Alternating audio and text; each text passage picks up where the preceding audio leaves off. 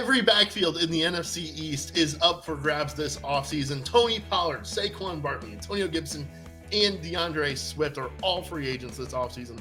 How is this going to shake out, guys? Well, that's what we're going to go through here today. This is our Dynasty Deep Dive divisional breakdown. We go through each division, each team, and we talk about their contract situations. Who are the free agents?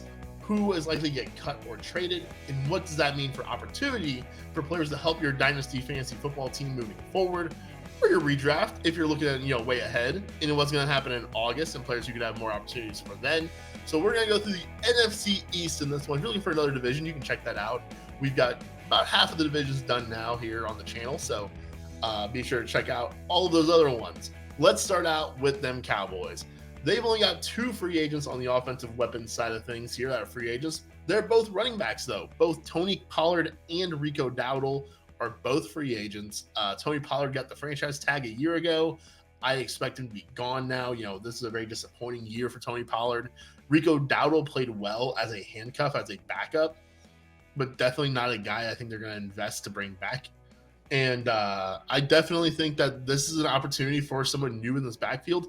The way Dallas has handled their running back situation over the last several years, I kind of expect a pretty heavy draft capital running back to be brought in.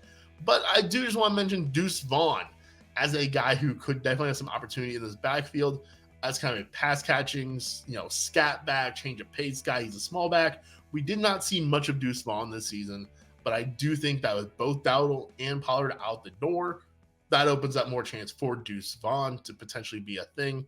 Not a guy I'm spending, crazy capital to go get, but if you're already making a trade with the manager of Deuce Vaughn, maybe see if you can get to throw Deuce Vaughn into that trade for you.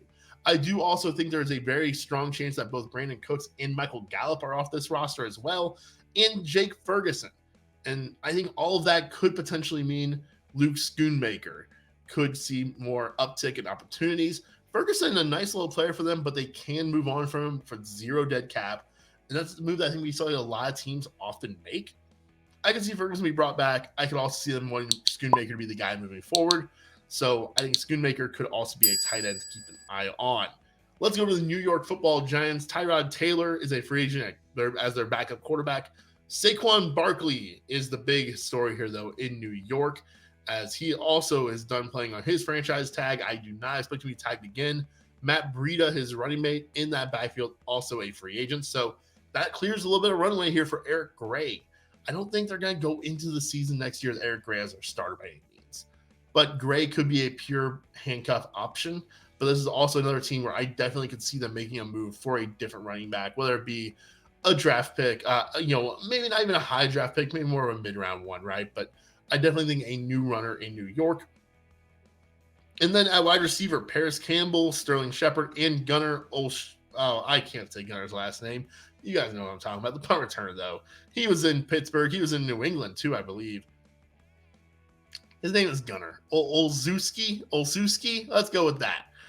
He's been around for several years. I still don't know how to say his name. He had a great kick return, though, a couple weeks ago against the Rams. I think Darius Slayton could also be off this roster. Same with Darren Waller. I could see them moving on from Waller as well. They can save about $7 million in that move. That means to me opportunity for Wan'Dale Robinson to finally kind of get some volume and be a player.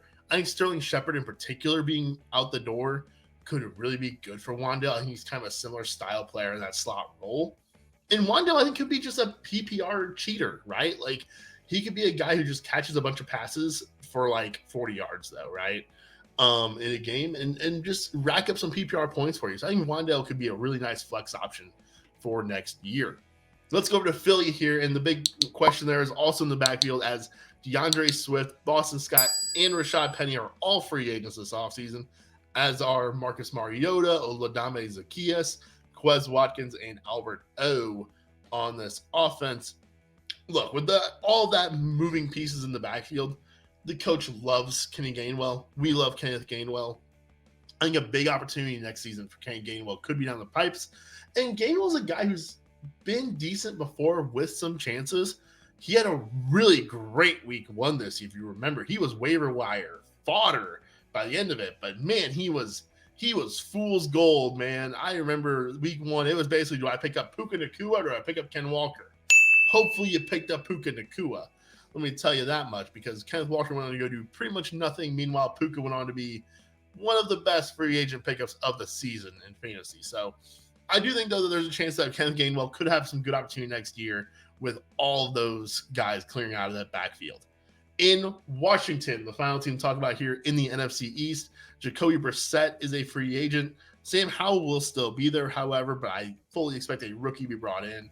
In the backfield, Brian Robinson is still on the team, but Antonio Gibson is a free agent.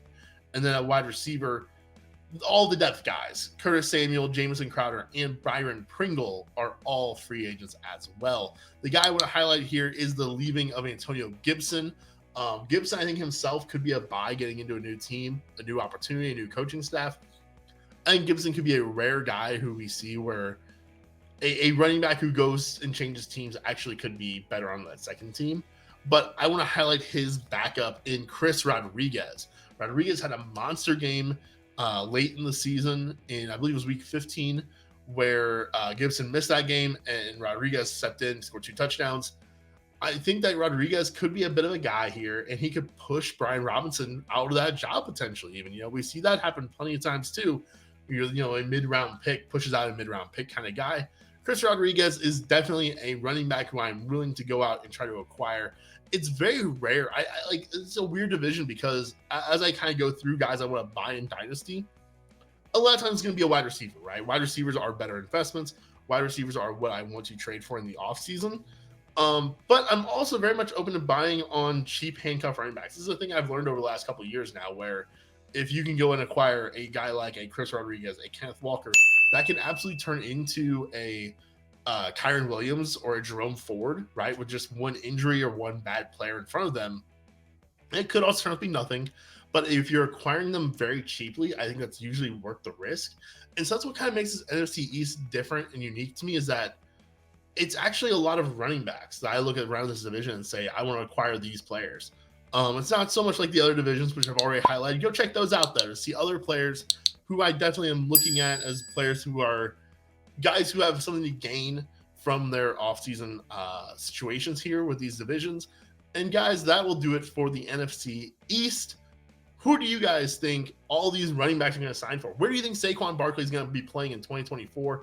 Let me know in the comment section down below. We will see you next time.